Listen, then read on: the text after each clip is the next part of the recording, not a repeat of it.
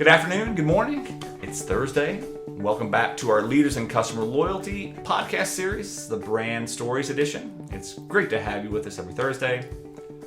Staying relevant in the restaurant industry, whether it's QSR, fast casual, or more formal dining, can be a challenge for brands that have been around for 5, 10, and even 15 years. But when you have a brand that's been around for 104 years, with a truly unique style, one that caters to those who crave its product, the challenge is even greater. Traditionally viewed as a late-night favorite for the college crowd, this brand has recently evolved, focusing on building deeper emotional connections with its diverse customer set. White Castle has developed one of the most innovative and distinctive customer loyalty programs in the industry, complete with gamified elements and tiered rewards for its passionate cravers. Now entering Season 2 of the Craver Nation Rewards program, the brand continues to push boundaries in customer loyalty and brand engagement. Joining us today is Jamie Richardson. He's the Vice President of Marketing and Public Relations at White Castle. He's going to discuss the passion of their customers, the reverence of the marketing and branding approach, and the dedication of their employees in creating meaningful connections. Jamie, thank you very much for taking the time to join us today. How are you? I'm doing great. Thank you. Great, perfect. For those who may not be familiar, can you tell us a little bit about White Castle, how it was formed, what you guys do? We are America's first fast food hamburger chain. So we're about to celebrate our 105th birthday, and we satisfy cravings. And our vision is to feed the souls of Craver generations everywhere. So we have restaurants in 14 states. We're still family owned after all that time, into a fourth generation of family leadership and doing all we can to satisfy cravings wherever we go. Okay. When you look at the success of White Castle, what has driven the brand's longevity and ability to stay relevant for, north of a century? I think it's about, at the end of the day, taste. We have that one-of-a-kind steam grilled taste of 100% beef, steam grilled on a bed of onions, served on a bakery fresh bun with one perfect pickle, and present. So in addition to our restaurants, we have a grocery store presence that's in all 50 states. So you can buy White Castles in the freezer aisle and heat them up in your microwave at home. And I think the people, we have tremendous loyalty. We've been named for the 5th year in a row and certified as a great place to work, which is unheard of in our business. So we're real excited about that and thankful for so many who do so much. That's awesome. So when you look at that kind of your role, could you tell us a little more about what you do and maybe previous roles or opportunities that led to this position in marketing and PR? Sure. I'm a little bit of a rookie at White Castle, so I've only been here 27 years. But along the way, I've had the chance to do all kinds of different things. These days, I'm part of a team that shares our story with more people all the time. And we know it's a competitive world out there. We know all of our consumers have lots of different choices. So we do everything we can to be compelling about messages that matter and inviting people to savor the flavor of that one-of-a-kind taste, and keeps us pretty busy. We get to have a lot of fun. And as part of our brand personality, candidly, we don't take ourselves too seriously. So if anyone tuned in wants to join us for Valentine's Day, get your reservation early. They sell out fast. So it's a night of fine dining when White Castle becomes Love Castle, and it's never too early to start planning. That's awesome. You mentioned restaurant choice. There's a great deal of choice in the restaurant space, QSR, fast casual, and many people like myself, they go to 2 or 3 different restaurants, right? Actually, that's Sure. 5 or 6. But kind of getting someone to kind of give you that chance and kind of getting into their consideration set, and then getting them to choose you going forward is kind of a challenge, especially in economic environments like we find today. How do you guys do that? How do you become the choice for kind of a growing legion of fans? I think the biggest part of it is asking our consumers good questions and listening intently to what they tell us, and then acting accordingly. So a lot of that comes down to getting the right messages to the right people at the right time. And a big part of that is being true to who you are, because these days folks can tell pretty quickly if any brand out there is even the least bit phony. So we're thankful that we get to be very authentic. Being family owned, we don't have to worry if Wall Street asks us to do something, we don't really care. We just want to listen to our customers and our team members and let that be our guide. And constantly come to those audiences with creative new things that capture their attention. So it's more than having a conversation. It should be enriching and something that feeds the soul. That's awesome. So when you look at your role and kind of the challenges, changes, kind of the whole economic scenario headwinds we're seeing right now, what keeps you up at night? What are some of the biggest challenges and or opportunities that you see in kind of the QSR restaurant space? Well, we're in a world, in a business situation and climate where there's plenty of room for anxiety. We're channeling that into enthusiasm for what's next. We think new tools like AI, we think of AI as accelerated innovation. How can it help us do the things we're good at faster and better to take greater care of our customers? So for us, the focus and emphasis is on, as a smaller regional brand, how do we make each dollar count? How do we do it in a thoughtful way and measure it so we know what works and what doesn't? And then how do we repeat the things that are working and build on that? So it all starts with consumer insight. So for us, it's really knowing that customer. We have at White Castle what we call the Crave Continuum. So on one side, you've got the Crave Cautious. They don't even think of us. So we're not going to spend our time with them quite yet. The other end of that spectrum, you got the Crave Committed. You also have the Crave Casual and the Crave Curious that right there are aware of us. They don't reject us, but we have to be relevant to them if we hope to grow the business. That's awesome. And you're obviously known for your slider, kind of a late night fare for many college kind of students. Very engaged, very loyal audience there. So when you look at kind of the QSR business, how has it changed over the past decade? And what are you seeing in regard to kind of how customers are changing with the brand? I'm glad you said Night Castle because I've got my it's like late night because I got my Night Castle shirt on here. So, but I think the biggest changes have been around how people enjoy and actually physically get food. So delivery has taken off. So third-party delivery partners are increasingly important. Yeah.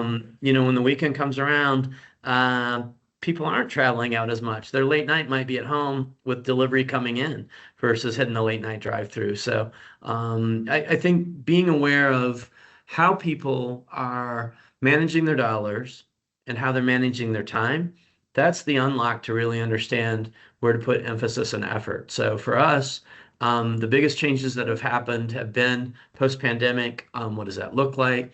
The range of choices people have is immense, but being able to be connected and with things like our loyalty program, have an ongoing conversation that's real and authentic and mutually beneficial. We believe that helps make all the difference in the world. That's awesome. And you definitely have kind of a unique flair, some vibrance there, kind of irreverence as well, almost, right?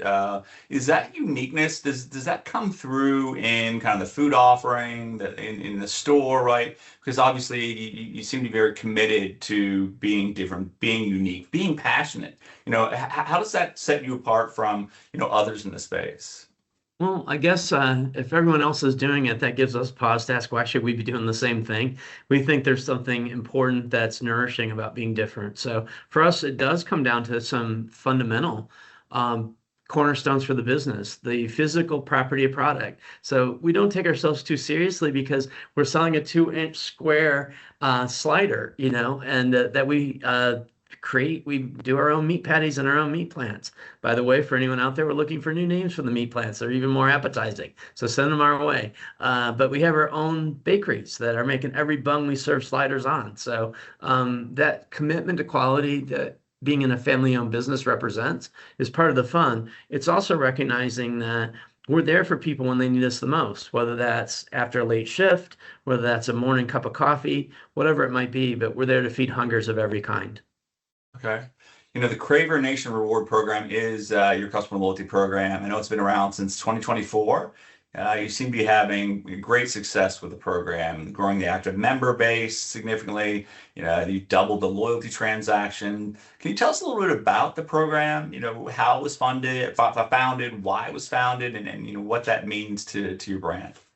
Yeah, and really fun note. We actually have had some form of loyalty program in place since 2012, so it's given us the chance to really evolve it. 2024, we rolled out a brand new look, feel, and a different level of engagement with the program. And so that's been the next chapter in our journey on loyalty, and we're really thankful we did.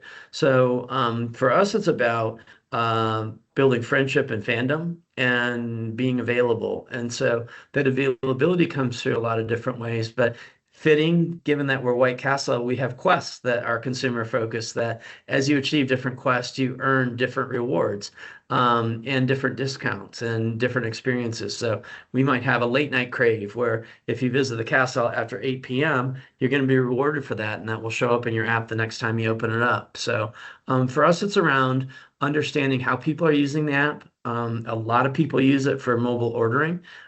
Increasingly, I mean, the mobile order growth we've had this year has been beyond words. It's been tremendous. And so being able to do that helps the restaurants because the order's right there in front of them. They've got the time they need to prepare it.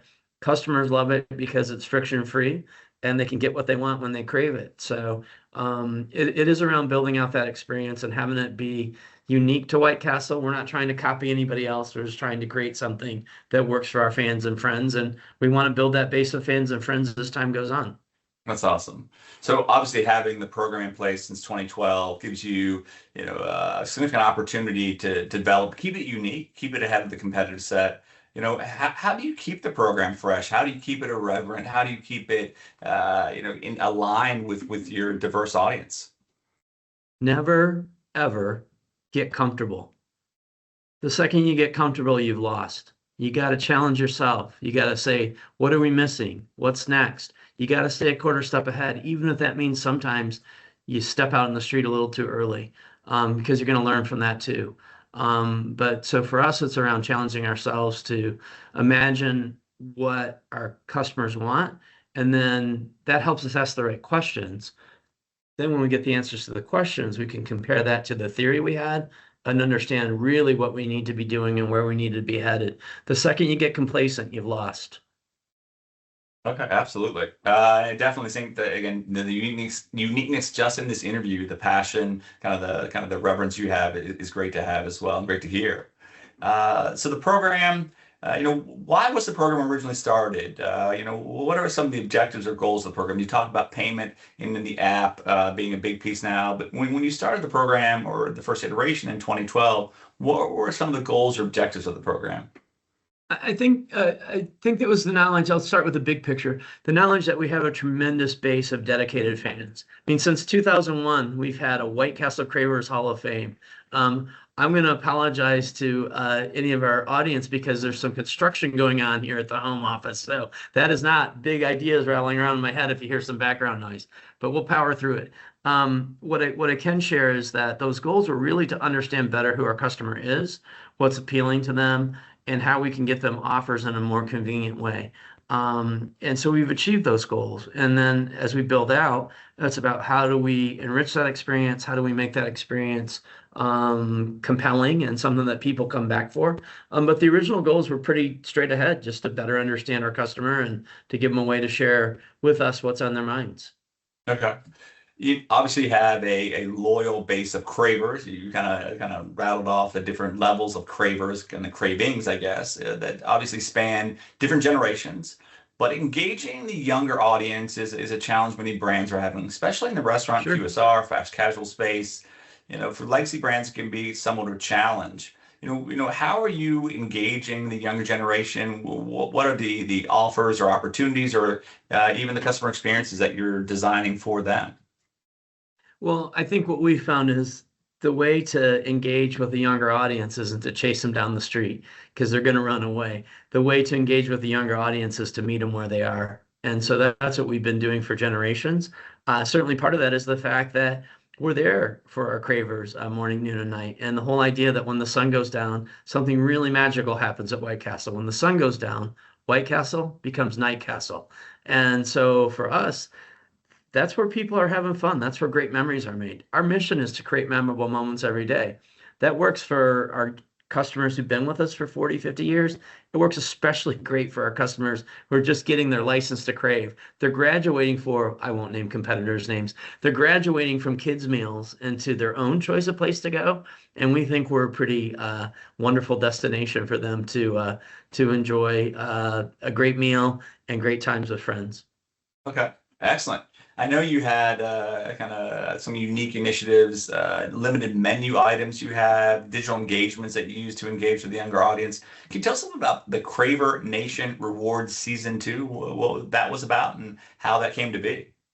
Well, if we were a network, I'll tell you what, we'd be the talk of the town. And we think we are anyway in Loyalty Land because season two is launched and it's bigger, better than ever. It's revamped from season one. And this is just an idea. What are the quests going to be and how are we going to make this compelling for all of our Craver Nation members? So we've got all kinds of different things in there from breakfast quests to combo quests to late night night castle quests. And along the way, we're able to feature different menu items. So, we have some fun things coming up that we can't talk about yet, but those are going to be prominently featured. And if you remember Craver Nation, guess what? You're going to find out first. You're going to be ahead of the curve because you're part of the team. And so we're going to take you behind the castle walls to share what's going on and how you can be part of it. So we think that this is a unique opportunity. This is a group of people who've raised their hand and said, we want to belong to Craver Nation. Well, citizenship in Craver Nation should mean something, and it does. It means you're going to know first and you're going to get the best deals and have the best time. If you want to spend time with us, we're going to make it worth your while. That's awesome.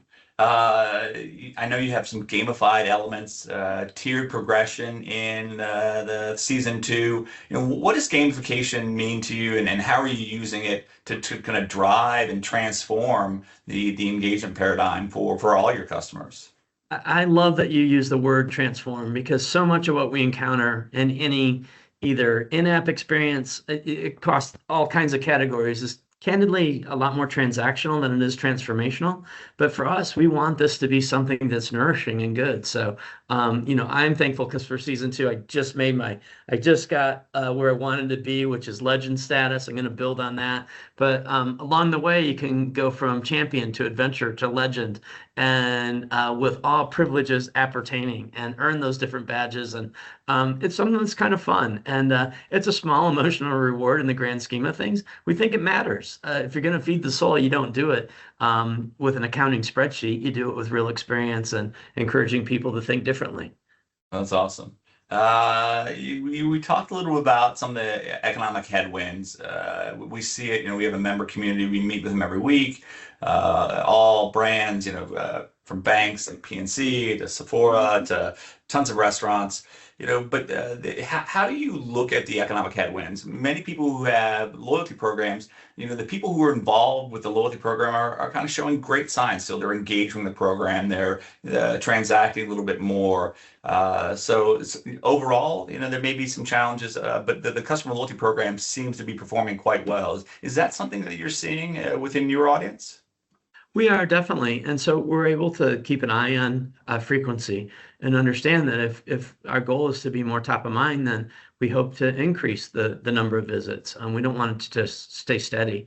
And then we're also able to see what offers are compelling and what kind of response do we get there. And we learn. And to be very transparent, this is an audience who's in the space every day. Of course, some things work really great. Other things don't work as well as we thought they might, but that's how you get learning and get better. So for us, that's been part of the fun. Experiential loyalty, experiential opportunities is very important holistically for brand engagement, for the brand mission, right? But brands struggle with that, making sure the surprise and delight or kind of the experiential offerings that are put forth, to make sure they're on point. When you look at kind of the experiences that you're developing, how can they drive emotional loyalty, kind of a deeper connection with a brand, Yeah. and how do you manage? Well, we're really fortunate because we're able to make it work in real life because we have tremendous team members. And it's not a cliche. I mean, the average time a general manager has been with White Castle is 21 years. That's absolutely unheard of in our industry. Our turnover compared to other QSRs is 37% lower year to date. So there's a lot of things we feel that we're really fortunate to have as core strengths. And the biggest part of that are the people behind the counter at the castle genuinely care and they understand we're here to create memorable moments. And so with that in mind, they're empowered to interact. They're empowered to understand the importance of the loyalty program and to make sure people are getting their points and also having a great experience. So for us, it gives us great freedom to roam. It gives us room to roam and have some fun and learn along the way. And like I said, we have a lot of hits, we have occasional misses, but you learn from everything and then you internalize it and get stronger. When you look at kind of the marketing calendar, you have events tied to cultural moments. You talked about some things doing on Valentine's Day, National Cheeseburger Day, Halloween. How does this again kind of a reverent attitude towards holiday kind of drive that unique message you have within White Castle? Well, I think it just says we've got a limited amount of time that we get to interact. Let's make the most of it. And so it's a carpe crevum kind of mentality. If there's something there, we don't do it in a way that's disrespectful. We're just here to create good times wherever we go. So whether that's the night before Thanksgiving or the day after the Super Bowl or whatever it might be, we want to be part of those moments and want to find ways that we invite people into that. So, I mean, if you've never tried it, White Castle turkey stuffing is the gourmet get this holiday season. So it is one of a kind, and it's a family staple at our house. But I know we'll have some information about that in the app in terms of how to enjoy and savor the flavor. But I just think it's what I would call the emotional rewarding aspect of the art of the unexpected. All of us are busy all the time. And when something comes your way that gives you a smile, that gives you a moment of relief from the ennui of present day, that's a win. And the more of that we do, we feel we're really fulfilling the reason we're here. Excellent. Looking forward, looking ahead, what's next for White Castle? What future innovations or, expansion or line items that you may add to the Craver Nation Rewards program, and what's coming next? What are you guys looking at? Well, to paraphrase, growth is good, and we've got lots of growth just around the corner. So our retail division's going crazy with growth, and we're adding a new restaurant that we're going to open, one in Kissimmee, Florida, one in Daytona Beach, Florida, one in Texas. Beyond that, for Craver Nation, we just see everything in season two getting bigger, bolder, more in tune with what people are telling us they crave, including a lot more interactions we have planned for that. So we have a big announcement coming on Fast Food Day on November 16th. So stay tuned. But, good things around the corner. Fast Food Day is November 16th. I think they have a day for everything. Oh, they definitely have one for that, and believe you me, it's marked on our calendar. There you go. When you look at the program holistically, what are one or two or three things that you may be most proud of when it comes to the Craver Nation Rewards program? I think it's to see what our team has done. So, Aaron Lehman and Hannah Sela just lead the charge in terms of working with our ISIT team, working with restaurant operations. And the thing I think we would be proudest of is how the team members in the castle have embraced it and used it as the tool it was designed to be to help us create and foster even greater engagement right at the restaurant level with each of our customers. So it's been fulfilling. And the fact, I close with this as far as the thing we might be most proud of is how it very, very vividly brings to life our vision of feeding the souls of Craver generations everywhere. Excellent. What can Loyalty 360 do to help you in your program going forward? Well, I think, when we think about it, it's about community and there's unity in community. And how do we get to best practices? How do we think about what's next? How do we think about continuing to connect and break through? And I think the biggest competitor we have in this space, even if we're in the same category, candidly, the biggest competitor we have isn't one another, it's boredom. And how do we remain relevant and to our consumers in a way that's compelling and good? And that's on all of us to take it up to the next level. Excellent. Now we have our quick fire, rapid fire questions. We like to keep them to a short word or phrase, or I get in trouble with Hannah and the content team. The first question we have for you is, what loyalty programs do you belong to? Oh, many. All of our competitors, because I like to see what they're up to. Okay. What brand, other than the one you work in, White Castle, are you most loyal to, and why? That's a great question. Probably Well, Kroger, candidly, because you can't leave home without it. There you go. What profession other than the one you are currently in would you like to try? Working on a poet's career. It's been a long road. Okay. And what do you enjoy that you often don't get the time to do? Listen to vinyl records. What book do you like to recommend to colleagues? Anything by Colin McCann, especially A Paragon. He's a brilliant Irish author, and everything he does is poetical and good, and it's just amazing. He has the gift. There you go. Who inspired you to be the person that you are today? My grandmother. Okay. And what do you typically think at the end of the day? Let's go do this again. And how would you like to be remembered by your friends and family? As someone who is kind, caring, and made a difference. Jamie, again, thank you very much for taking the time to join us today. It was a pleasure speaking with you, getting to know you a little bit, learning more about White Castle's customer loyalty program, its focus on creating unique experiences, and more importantly, the deep customer-centric approach that defines your brand. Also, I wanted to thank everyone for taking the time to tune in today.